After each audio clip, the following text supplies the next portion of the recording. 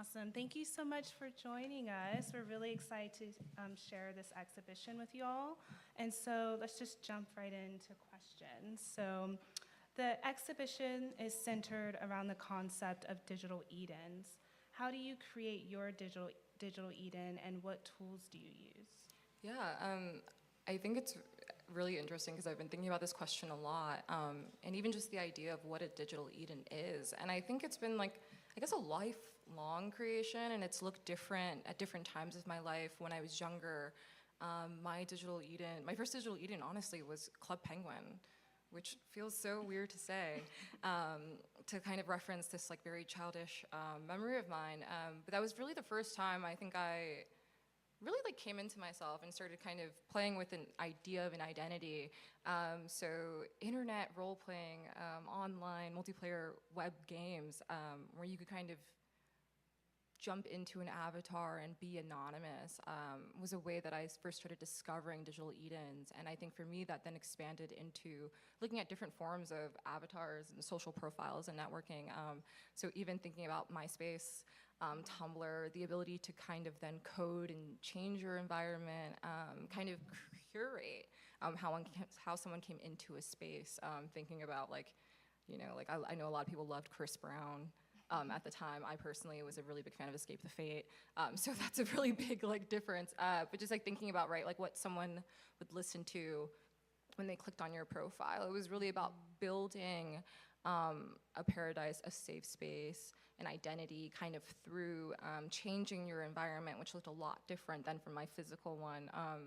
Growing up as a alternative Black girl in a predominantly like white school in town, to a degree, it can be really isolating and really challenging, I think, to figure out like where you sit and who you want to be. So those digital Edens for me, I think at that age were really important, but they exist still for me now in so many ways. Virtual reality, life simulators, all of that good stuff. Yeah, I remember for MySpace, it was a really big decision what song you chose to be on your profile. So I remember those days vividly. And so what are the challenges of digital spaces, and what role do you think they play IRL or in our everyday lives? Oh, I think there's so many challenges, and I'll try not to get like too doomer here. I think the best part, right? I think we got into, right, which is like the ability to self-discover and determine and identify. But I think the biggest problem with digital spaces is their interference. They are distracting as much as they can be a positive escape. They are also just that. They're coping mechanisms. They're methods of escapism, and they also are just things that pull you away from our present reality. So a thing that I've been thinking about a lot, especially in regards to Black ontology, is considering the difference between like the IRL space and this digital space, and how we kind of cross into both, and how at a certain point there becomes this desire to stay, but also to leave. So thinking about, when I go into watch a movie, and you're watching a movie and you're transported through into the screen, and then your phone rings, or you feel a buzz and you pull your phone out and you start texting and you go somewhere else. So I think one of the things that we lose is this ability to be present. And then we also, I think, then become desensitized to our reality. Sherry Turkle wrote about life on the screen, and that was the title of one of her early books, and I think it was 1999. It was timed with the release of the personal home computer and internet access, and she talks about digital pets, Tamagotchis and Neopets, and how for kids, most of them would then grow up to have their first death be artificial. Yeah. And as somebody who was born in 1996 and grew up and has never known a life outside of the internet or outside of computers, I think about that, right? And how like the first thing I knew to die wasn't real. And I think that really does alter your perception of the world and like what we should kind of be doing. And I think, as we sort of continue, right now I'm like, oh, I'd rather be doing this than like, doing a lot of other things. I'd rather be on my phone watching a video than, going to class or going to these other things. So we start to make these negotiations and we start to kind of choose. And I think, like anything else, the over access and I think like the lack of moderation makes internet or digital spaces a bit dangerous. Yeah.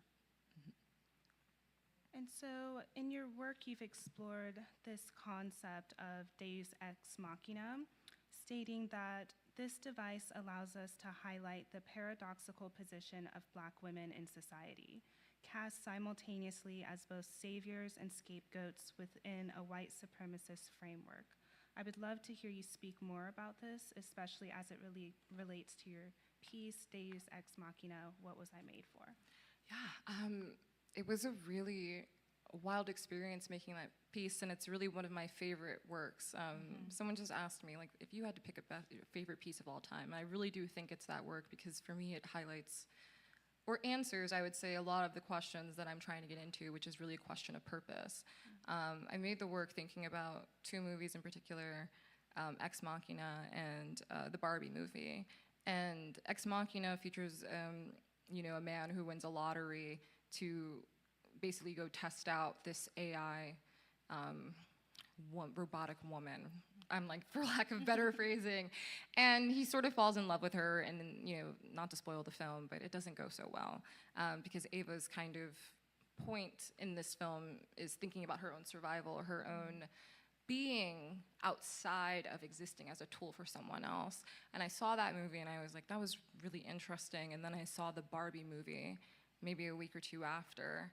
And the Barbie movie for me was a really disappointing experience.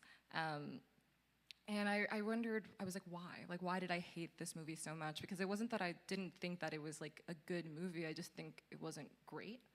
And there was a lot of, I think, praise and, high acclaim for that film that I felt like kind of only scratched the surface of understanding feminism and what it means to really be a woman and alive right now. And so I started kind of poking and prodding at those things, and I was like, well, where does ex machina even come from as a term? And ex machina means, machine, and deus ex machina meaning God from the machine.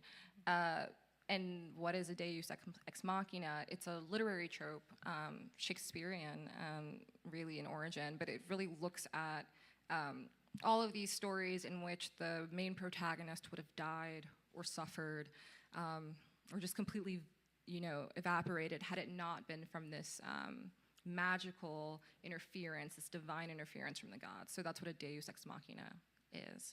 The Barbie movie kind of revealed that the purpose of women in that movie was kind of to exist as something for, men to sort of profit off of or kind of be consumed by. So I started to kind of think, well, both of these women, though, kind of escape that. Right. And where do we go from there? And there's still that question of purpose. And then I think about Billie Eilish and, that song, what was I made for? And I felt like, to me, those two things, deus ex machina and what was I made for, sort of asked and answered the question. And with that framework in mind, thinking then, okay, what was I made for? I was made as this divine intervention for the machine. But what is the machine, and then who am I in that? And so I started to just think about things that I've maybe heard within my practice. A lot of the times people ask me, do I associate myself within the work with a character or with performance? And I feel like a lot of the times I've been like, no, these aren't like performances and these aren't characters. But I think it was really important for me to ask myself, is that like totally true? And where is that overlap kind of at? And so thinking again about God and about these ideas of purpose and creation, I looked at Eve as an archetype, as a character. This idea of like the first woman to exist on this planet being one of the most revered, but also like one of the most hated, which I think about once a month, and I'm like, we didn't have to eat that apple. But just thinking about those things, kind of, Eve was really scapegoated. And so when I think, again, these things are not like, I think the point is everyone's probably looking like, well, what's the point? The point is there is no easy answer. There is no clean, cut, dry solution. A lot of the work in a piece like Deus Ex Machina for me is about beginning to sort of unravel these things until I kind of reach a point of, I don't know, like content with being so contradictory Yeah. I think with being so unable to maybe necessarily locate the why, but just still being okay with the me and the how and the kind of like what's left out of that. And I think that's something that's been explored even in feminist theoretical spaces in terms of, the idea of the cyborg and hybridity and these contradictory elements being able to coexist and being able to accept them equally. So I think that's sounds very much in line with this work. And so you touched on performance, which brings us to our next question. I would really like to highlight this piece, Bedrock, and can you speak more about the process of bedrotting, and why do you think so many people find comfort in doom scrolling? And then also pictured here is your performance work, Attention Economy, and kind of what was it like to bring those themes to life in performance as well? Yeah. Bedrotting for me came from a very personal place of, I think, just feeling lost. 2024 pre-election times were not really fun times, and I think I kind of just found myself trying to figure out, like, what was I going to do? Was there anything for me to do? And I think, like most people, I found myself, like, on my phone. I think, like, just, like, searching for what I'm not sure. And as that time went on, I just realized I was spending hours upon hours on my phone. And everyone around me was complaining about how they were spending hours and hours on their phone, but not really doing anything with that. We weren't talking to more people. We weren't keeping in touch with our friends. We didn't really necessarily care about viewing the lives of people we knew, but just sort of about being somewhere else, feeling distracted, but also not feeling like you can look away. I think with so much in the news, so much trauma, so much violence, and so much disaster, you feel a responsibility to look. So it's kind of a contradictory place to be in, but we all do it. And so I was realizing I was spending like 10 hours, right, in bed. And I just was like, well, why is that? And as I'm in bed, scrolling on my phone, I'm starting to see memes about bed rotting that are like encouraging it. So that was kind of, I think for me, where I started paying attention to, this is like a very widespread thing. And like, not only am I just doing this of like my own free will, but I'm being encouraged to do it then by an algorithm that's probably noticing, right, how long I'm on my phone, how long I'm staying within a certain app, how long I stay on a certain screen, if I'm tapping links and I'm buying things. And so all of that has a secret hidden motivation outside of us. So I just became really, really interested in that as phenomena, and I started doing the research. There are articles that will ask, bed rotting, is it radical self-care or just self-harm? That even as a question to me was like mind-blowing, because I was like, well, that's true. I feel like I'm resting, or I'm attempting to rest, and I need that rest. I'm exhausted, I'm burnt out, but I'm not actually resting. I don't feel better when I get up after I've been laying for 6 or however many hours. So I just was like, why do we pretend like we don't do this thing? Or why do we romanticize this thing and kind of don't let it be as ugly and as upsetting as it can be? I read My Year of Rest and Relaxation by Otessa Mosfeg, and the main protagonist in that story goes through this grief and this trauma and decides that she wants to sleep until she has regenerated all of the cells in her body. So she figures if she sleeps for a year, that's enough time to undo like 7 years worth of trauma in her life. And I remember the first time I read it, I was like, this is insane. The amount of privilege and the amount of money, the amount where you have to be in your life to even, and the woman was a art dealer, which I found really funny, but you just need so much to even just tap out, to exit. So then I realized that the idea of rest can't even really be about radical self-care when the people who need it the most can't access it, because the people who need it the most have to go work a 9 to 5, right? You can't do that if you have, these things to do. So I just became like really into that idea, and I started saying, well, why don't I do something with that? Frankly, I was like, I don't want to be depressed anymore. So I started filming myself in bed, and it was me doing nothing, just getting in bed, getting out of bed. This was the first time that I think I made work that wasn't about, I don't think any of it's about looking good, but I think I was really like, it's okay to look however. So wearing like a Harley Davidson t-shirt instead of a dress, or instead of something that might be a little more flattering, and kind of showing up in my PJs. I almost showed up in my bonnet. But, you know, just thinking about the vulnerability of that and kind of wanting to share that it was a universal experience, but also I think how damaging it is to still do nothing, and how still so much is happening around you while we're doing nothing. And so I looked at, and particularly in this piece, Bedrot, the election, so looking at Kamala Harris's infamous coconut tree speech, and looking then at Brat Summer that was happening at the same time, to kind of show, I think, the violence of compounding events when we are viewing life through our smartphones and not through our own lens. So that was where the piece started, and for me that ended up then going into two other pieces, going into Visions of a Life, which is in the back, and then going into I Believe There's Meaning, I Believe There's Nothing, and then, well, I guess, yeah, three pieces, and then going into Attention Economy as a performance. That, for me, was really trying to see, I think, what is the line in performance. And Legacy Russell has a line in Glitch Feminism, and very, very early on, where she talks about this idea of a performance and non-performance. And I really just liked that as a sentence. And I was like, well, what does that mean to perform but also not perform? And like thinking about Marina Abramovich and kind of her method of, you know, there's this line between when something is acting and versus when it's real. And so for me, I was like, well, if we're gonna have all this conversation about bed rotting and why it's wrong, you know, I don't want it to just be glossed over as this footnote.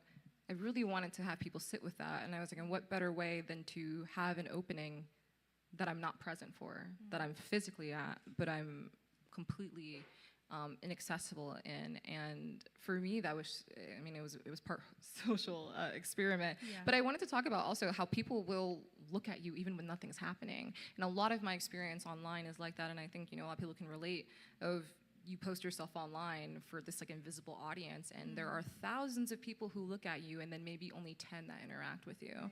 So there is this weird tension there, and then it was what I felt like in the bed, right? Hyper visible, but also like invisible. Really, really vulnerable, and really like scared, but also kind of like completely somewhere else. Again, like that idea that you can get on your phone and just be somewhere else completely just takes you out of the room. So yeah, it was just, for me, I think like interesting. And then also I was like, why would people watch this? Instead of engaging, right, with people around you. Like I think a lot of people were offended because we also didn't tell people fully. So some people didn't realize when they got there that they wouldn't be able to speak to me, like for the entire opening. But they kind of stayed anyway. So it was, for me, it was a weird thing. It was a really weird thing.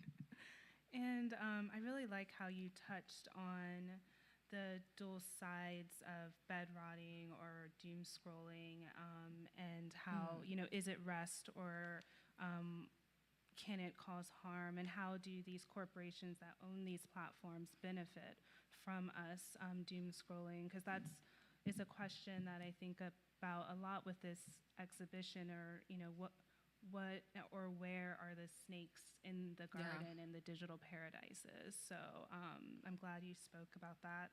And you know, as we've just noted, you've expanded your artistic practice to include video and performance art, and the exhibition includes 2 new video works, Malware and Visions of a Life. How does the ephemeral nature of these mediums impact your creative process?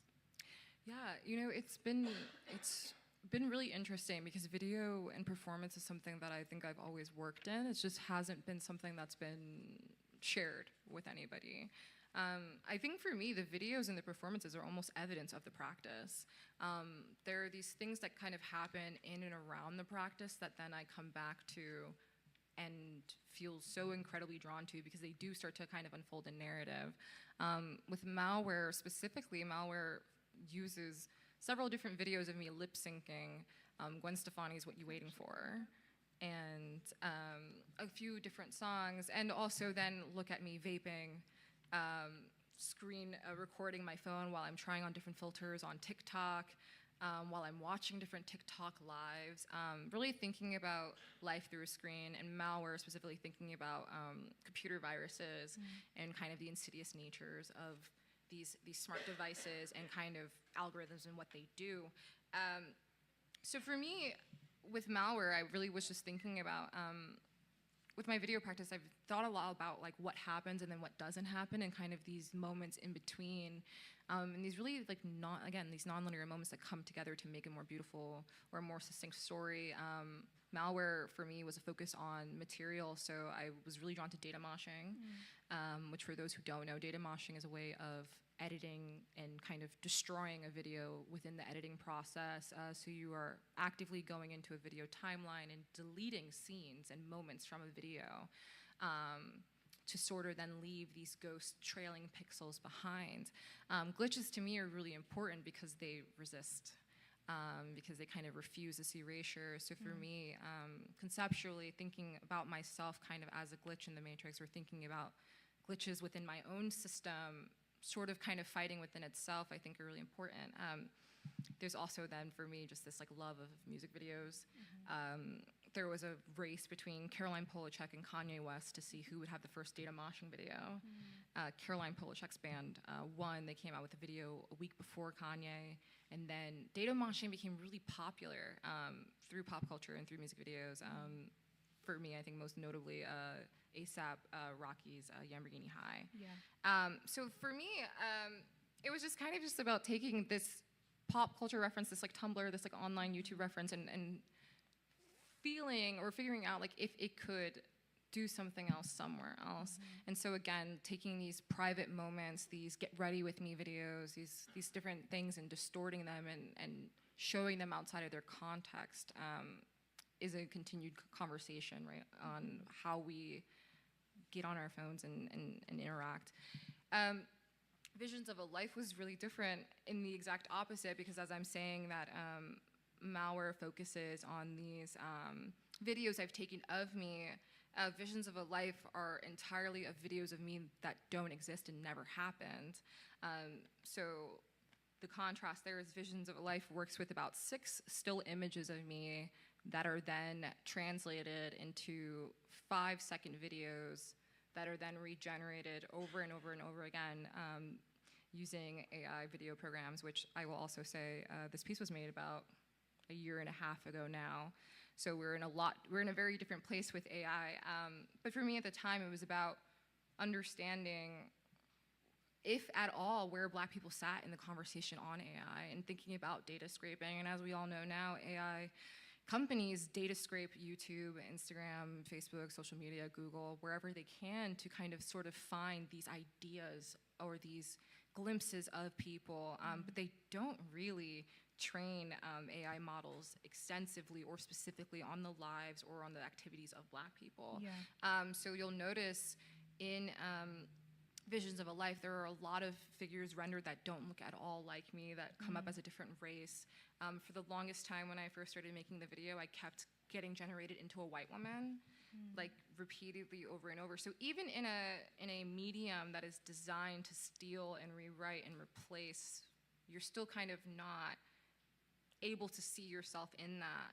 So I was really just intrigued and where I could see myself, if I could see myself, especially then in AI's ability to represent the self, which, I think is questionable at best. Yeah, and I think off of that, AI comes up in discussions around the arts and creative practices. For you, do you have any advice for artists who may be considering using AI? I think my only advice is to really ask yourself why. Because I think, there's a lot we can say. We can blanket say AI is bad, which it is, and then we also can say, and we are moving forward into the future, so that doesn't mean that this thing is just going to disappear. But I do think that how most people use AI is not necessary. It's not helpful. It's not even smart. You and I had this conversation yesterday where we both just think that a lot of these AI models are actually not as impressive or not as smart as we think they are. The most exciting thing about AI is what people can do with it, and how AI can be used as an assistant within your work and a collaborator at a minimum, or at a maximum, I would say, but at a minimum scale of collaboration, as to do something that you can't do, that you maybe can't afford to do. Yeah. Like, I think about how great AI would have been for me, you know, when I didn't know how to video edit at all, you know, and I was paying video editors. But also, for me, there's something interesting, right, about the human hand doing certain things versus a computerized or an AI hand doing certain things. Right. But it's about your interests, right? An AI drawing is never going to be better than a drawing made by a human. An AI completely led story doesn't have human connection. So again, I think that, you know, it's easy, I think, to say just don't do it, but I think you have to figure out a way to do something that's interesting if you are interested. And if not, maybe it's just not your medium to play in. Yeah, and that's okay too. Yeah, and, like, and that's okay. fine. Like, and in a couple of your works, you incorporate iconography from the video game The Sims. Yeah. Particularly, I believe there's meaning, I believe there's nothing. What role do video games play in your artistic process, and how do you view games in regard to this idea of digital paradise? And what's your favorite video game to play? Oh my gosh. Okay. Well, The Sims particular for me, I've been playing The Sims since I was 7. So that's like 2 decades, Yeah. 22 years of simming. And for those of you who don't know, The Sims is a life simulator. My mom is here, she's nodding because she played The Sims with me my whole childhood. But I started playing The Sims when I was 7, and that was where I learned all of, I think, about how to be a person in the world, which is strange to say, but I learned about the concept of free will. I remember seeing that in the settings menu, and it was something that you could turn on or off for your Sims. And I remember then reading the description for free will and how they were explaining, right, your Sims will either stay here and wait for you or they won't. And I remember thinking, why would I want to turn it off? Like, why wouldn't I? I kind of want them to have that. And I didn't even realize, right, like on a full life, real life spectrum, that free will is not something that is afforded to everybody. Right. And I think, you know, growing up on The Sims and being in a world of my own creation where I was able to build myself and my family and cheat, add in money, and, you know, and add in a backyard that I didn't have, or, you know, these different moments of a life I couldn't physically access, I think allowed me to go out into the real world and want more for myself or feel a lot less limited. And so when I look at then my relationship to a game like The Sims, it was a lot of hope and a lot of possibility and a lot of understanding of autonomy. When I look, though, at how I use The Sims, in this work in particular, I think it was kind of, you know, kind of like thinking about the nostalgia of that, right? Of feeling once like, you know, I had this life ahead of me that no one can kind of tell me what to do or who to be. And that was really especially important, I think, growing up as a young Black girl. And then now, as a young Black woman, I'm like, oh, it's, you know, it's not like that. You know, I sometimes feel like a helpless Sim, right? Waiting for someone else to kind of make the decision or put me in this place or give me money or take away my money or, you know, just sometimes it feels like, especially when I'm thinking about like Fenton and thinking about Afro-pessimism and this idea of objecthood and black objects in relationship to white people, I think I start to feel like a Sim, and I think I start to question my purpose and my ability to do things for myself besides kind of remain in bed. And this was, again, a follow-up to the bed rotting piece. So it was kind of then this moment of, what do I do now? Like, do I get up? Do I stay? Do I go? And yeah, just like wondering, like, am I in control of my own life? And then, you know, playing around with text there to sort of bring it then into a present-day context. Sorry, what was the rest of? No, I really like how you touched, you gave your story and experience about how playing The Sims gave you, really affected how you navigated real life, because that really is something that we touch on in the show, and how these digital spaces have real life implications as well. The other part, I was just curious what your favorite video game is to play, at least right now. My favorite video game right now is probably Baldur's Gate 3, which is such a nerd thing to say, but I've got like 1,000 hours, not an exaggeration, in that game. It's the only game I've really consistently played for the last 2 years. Yeah. Mainly because of the character creation, right? Yeah. This idea of, I've always loved choose your own adventure books, right? Because I was like, where else am I going to see myself in a book? That's not depressing, right? Outside of a choose your own adventure. So I love, like, you know, RPGs, role-playing games. I love, you know, existing in a fantasy world where, you know, the real things don't apply. Outside of that, I play Fortnite. Yeah. I play Call of Duty. Yeah. I still play The Sims. Literally anything I game with in all of my spare time, really. Cool. And earlier you discussed like music videos and how music has impacted you and influenced you. So I guess, I'd like to hear more about that because you often even share on social media the music that you're listening to as you work. So what have you been listening to recently, and is there a musician or song that you always go back to? Oh, wow. I'm like, I haven't, you know, it's funny, I've just been saying I need to make a new playlist because the last thing I really listened to was my playlist from my last show. So my last solo show was titled Malware. And I've been listening to that playlist, which was a lot of, it literally opens with Out of Touch, Out of Time by Hall & Oates, then goes into Look at Me Now by Caroline Polachek, then goes into Split by Willow. So it's a very like moody, very like dissociative identity kind of journey. Right now, I'm listening to that. I've been listening to, my big theme right now, I think, is looking at escapism and thinking about that like really fine line. And I've noticed a lot of pop music is really sad. Yeah. Like a lot of pop music is completely depressing, and Pocket Full of Sunshine by Natasha Bedingfield is one of those songs that I heard as a kid that always brought me joy, and I think everybody remembers. You hear that in the mall, you hear that in the grocery store, you hear it in the car, you hear it on the TV. It's everywhere. It's like impossibly happy and hopeful. It's hopecore, but it's so sad. It's like the saddest song ever, and it's literally about having resilience and kind of not letting the world bring you into an awful negative space or whatever your situation is into that space. And so I've been listening to a lot of that and thinking about, you know, these kind of coping mechanisms. So I've been listening to a lot of that. A lot of the pieces in the show are named after either singers or songs, Kirk Franklin type beat.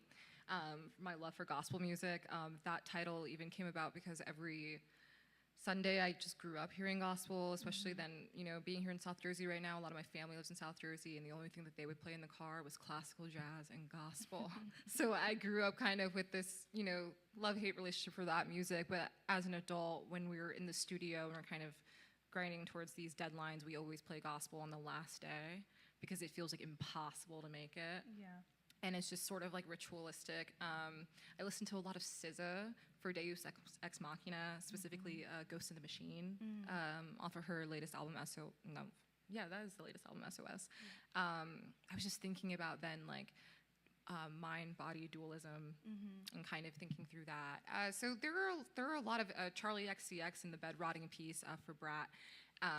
There's so much music. I think music for me is more important than art history. To some degrees. I think for me, just because there is like, I think a place in music for everybody to sort of, I think, sample and kind of steal and feel what they want to feel and interpret what they want to interpret. And I think for me, growing up in the Jersey Shore, I grew up hearing a lot of different music, classical rock, hip hop, and, you know, all these things. So I just love music. And I think for me, especially like thinking about who I make work for, right, which isn't necessarily always academics, and thinking about like my family, thinking about Black people, music becomes that like entry point in. So when you see a piece is named after Kirk Franklin, it becomes easier to approach that piece because there's something familiar there for you. So that's, I think, music. No, I get it. I originally come from music too, so I'm right there with you. And so I wanted to switch to discuss one of your tuftings that's featured in the exhibition. Your tuftings really serve as powerful companions to your tapestries, with the central Black adolescent figure contrasted with these vibrant color blocking. Can you speak about the themes found in your tuftings, and particularly this work Into the Blue? And how does the handmade process of these works fit with your overall artistic practice? I started tufting in 2020. I had a really incredible professor say, okay, we get it. You can make tapestries. What else can you do? And I was like, that's fair. But I think really she just, wanted me to push myself further. And I think that she kind of understood that even within the mediums of tapestries, as they've changed a lot over the last 7 years for me, there was almost like this barrier there. And a big thing for me, and I think when making these works, was thinking about levels of vulnerability. I think the one thing people say to me a lot is, Qualeasha, you're so vulnerable. But I'm also like, it's kind of a trick because I get to hide it underneath so many things, and there's so many other things happening that it's almost, there's distractions there.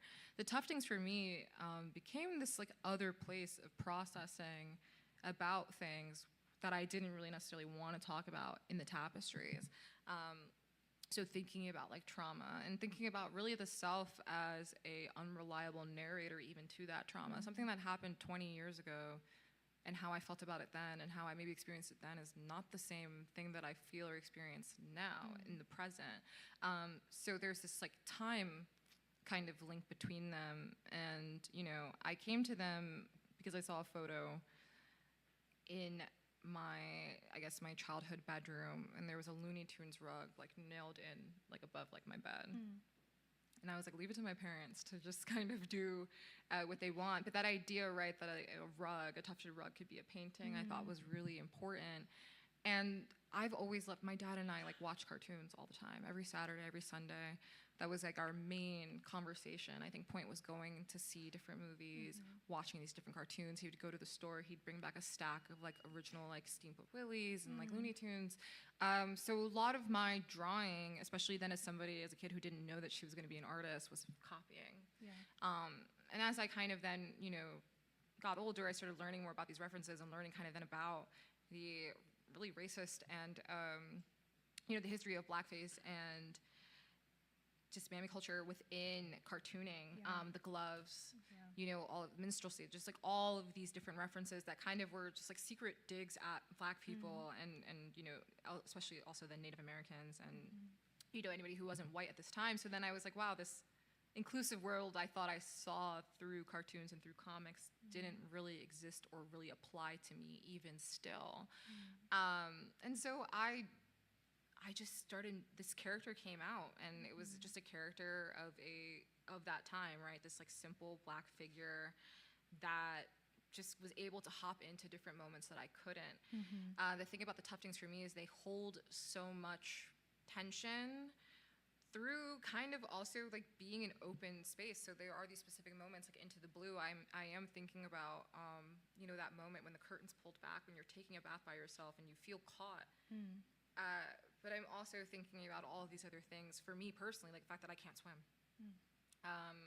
Or, you know, just the fact that I was always really shy about my body, which isn't something I, you know, kind of then experiment or explore further in KMBA.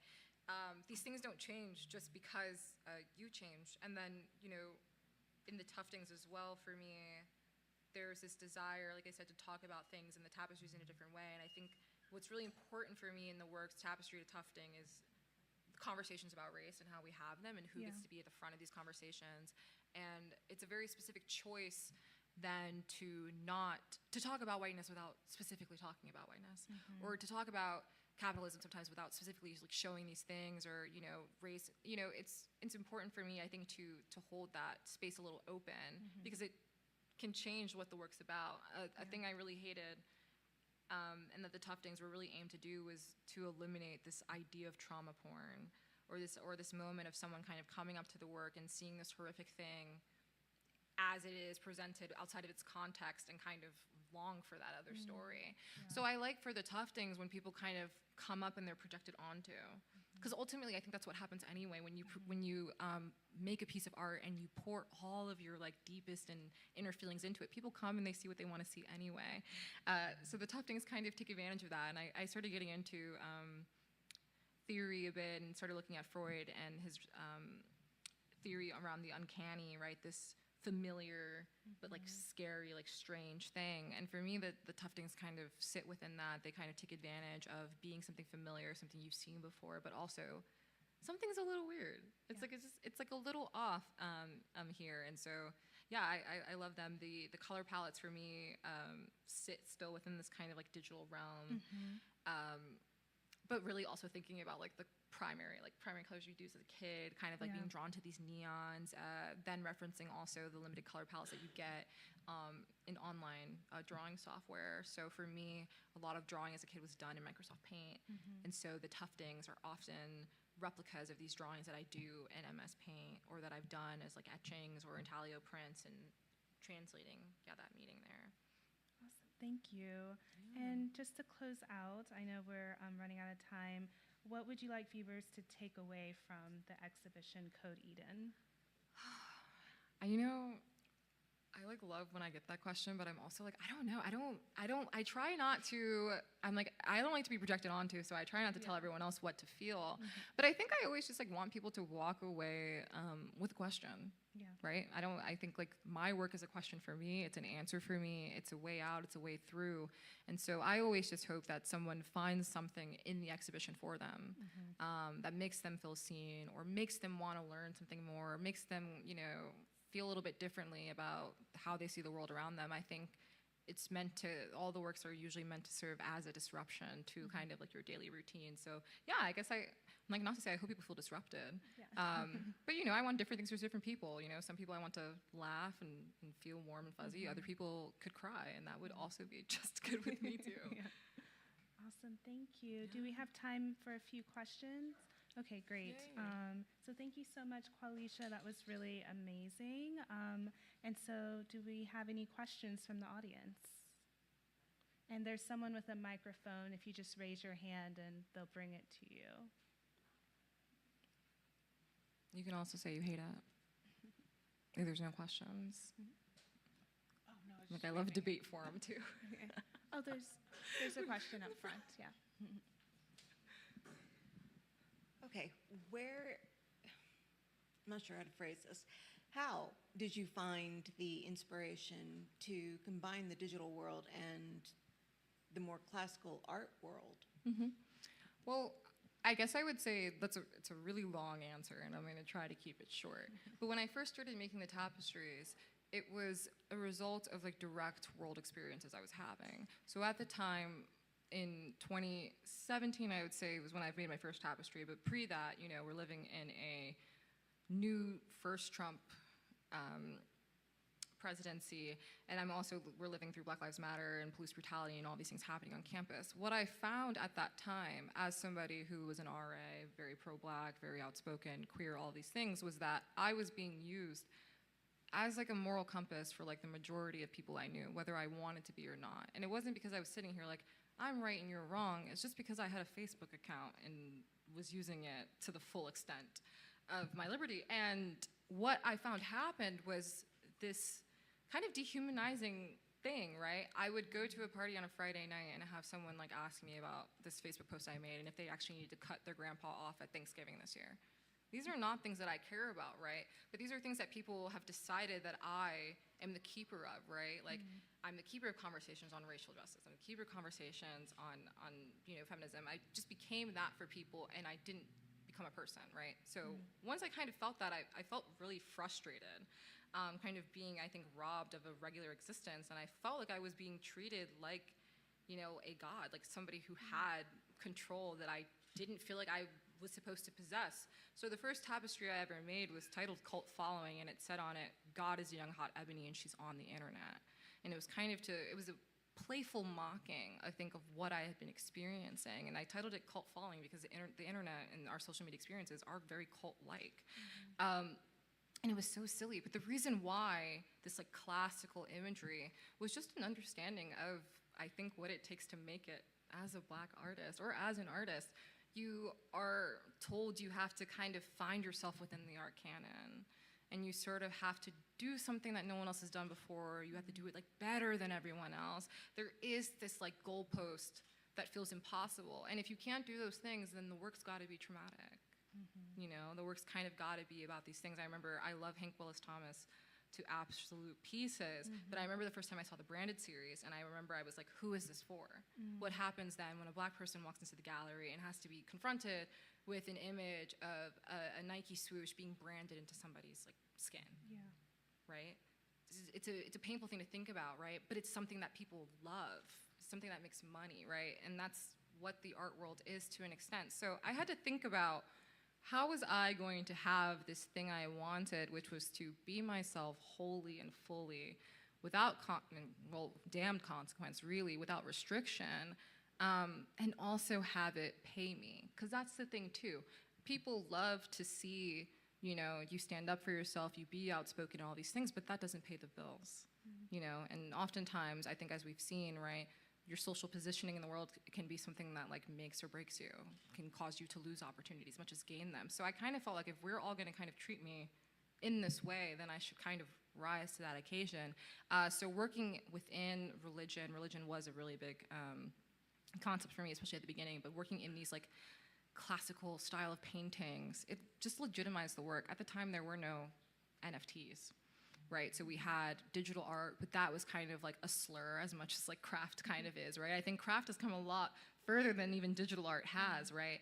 But at the time, it was like bonkers to think that here I was, you know, almost two and a half years of art school, all this debt I could see piling up, and I was gonna make something out of just working digitally. I was like, I knew that wasn't the case, and I also knew, right, like, we kind of talked about this earlier for everyone who wasn't there. We talked a little bit about Duchamp, right? And this idea of audacity. You have to just sort of decide. And I had to kind of take a stand, I think, and say, if I want this to exist in this way, then we have to build a world around it. So I won't say it was strategic, but it was fully strategic. Thinking about, right, how do I legitimize and make this familiar and put it in this context that we all understand. So it was about like kind of like the birth of this godlike figure who's like, okay, fine, I'll take the throne, and then sort of kind of goes then about her business as years go on. But that was sort of the evolutionary part. But then technology and analog, though, specifically, the Jacquard loom and the invention of computing as we understand it are not that separate. So Charles Babbage invented the analytical engine, which is, I think it was made at, I want to say like the 18th century, 19th century, somewhere in there. 19th century, 1865. But Charles Babbage made the analytical engine, which was really just like a souped up abacus, based off of the schematics for the Jacquard punch loom. So he looked at a punch card for the Jacquard loom and saw that there were all of these punch outs for the warp and the weft, yes, no, over, under, and looked at that system and said, how do we use this to do math on a computer, right? How do we use this elsewhere? So he took that, where he saw it there, and translated to that, and Ada Lovelace, who worked a lot in early computer engineering, helped him kind of on that. So there was a woman there who is kind of quietly, slightly left out of that history. When we then look and follow the history of Jacquard weaving and computers, we can see as like computers became popular and technology became in demand, when we look at early Silicon Valley and like the early Southwest, all these like tech industry spots, who was like doing all the like weaving and making, and I say weaving intentionally because these threads for these microchips that went on the Apollo, these supercomputers, all of this fine detailing work was done by women, particularly indigenous women, especially black women, the women of color, who had the weaving expertise because it was a part of their culture, who were then hired and then again left out of history in computing. So there's a really long relationship there. Then when I get into, for me then, working in the Jacquard loom now, working with a computerized loom, I have the luxury of having a translation that is a pixel is near equivalent to a stitch. So there is a lot of like back and forth there that kind of happens. But then there's also like the appeal of, you said the word ephemeral earlier, and I always love that word because the internet is so quick. It's so fast that you can't even remember what you've seen. I actually like was crying 2 weeks ago because I posted this work and it was really good and I didn't get enough likes on it. And I just was like, I hate that I'm even upset about that because it's actually so irrelevant, because you have to understand that like people just go like this all day long, and it has like literally nothing to do with you. So having these things woven is almost an insistence that they stay, that they are a part of history. It renders them important. It slows down time and kind of holds it in that way. And for a lot of these things, I make a piece one week, and then in 3 months, it's totally unrelatable, And that's just how fast it is. So I love that relationship. I kind of love playing with time in that way, being a keeper of it, being a custodian of it in that way. And then saying, like, these things matter. Thinking about a piece on the far back wall on linguistics, dealing with different Black figures from social media who have been memes, who are rappers, who are singers, people who are forgotten. One of the women who I'm lucky to be mutuals with on Instagram, the Apple Store queen herself, she's homeless now. People don't care, but we still kind of like use her image in a lot of ways. And so, I find these things like really interesting, right? Like who gets to be remembered in that way. So that's sort of why I love that relationship. Yeah. Well, that was my thank you. short answer for the long question. Thank you guys so much, and we'll be around in the gallery if you have any more questions. Thank you. You did a great